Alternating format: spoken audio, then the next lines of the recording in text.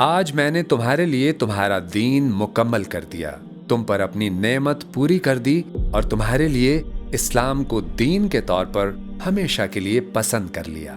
لہٰذا اس دین کے احکام کی پوری پابندی کرو۔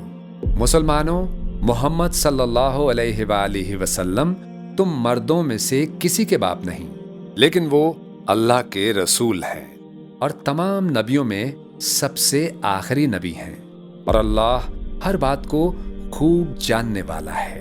ابو ہریرہ رضی اللہ عنہ سے روایت ہے، رسول اللہ صلی اللہ علیہ وآلہ وسلم نے فرمایا، میری اور مجھ سے پہلے کے تمام انبیاء کی مثال ایسی ہے جیسے ایک شخص نے ایک گھر بنایا اور اس میں ہر طرح کی زینت پیدا کی، لیکن ایک کونے میں ایک اینٹ کی جگہ چھوٹ گئی۔